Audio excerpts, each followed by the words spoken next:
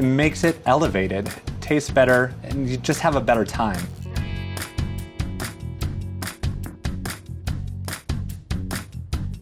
I believe that a cocktail should always be an occasion, whether at home or out at a fancy cocktail bar. One of the ways to do that is to add a little bit of grace and elegance to the ice you're using. We're gonna make a sphere today, and in order to represent it, I'm gonna try and make an old-fashioned that deserves to have such an ice for it.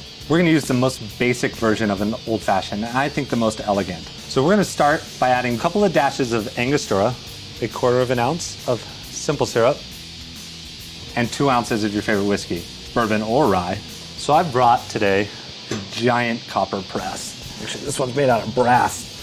Heavy beast that uses weight and the reactive metals to press an ice cube into a perfect sphere. So I'm gonna set that right on top, and we're gonna crush it down with this top piece. You watch as this sinks right into a sphere.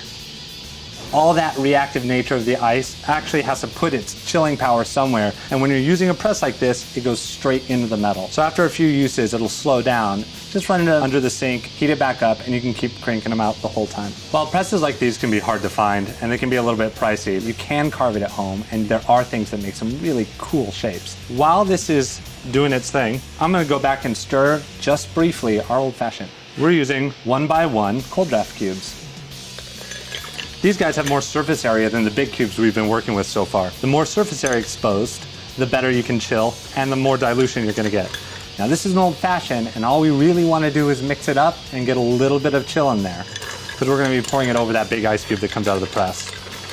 Quick stir around there, and we're ready to go. You can see our ice is just finishing up. It's pressing out the last bit. I have water coming out, fountaining out everywhere.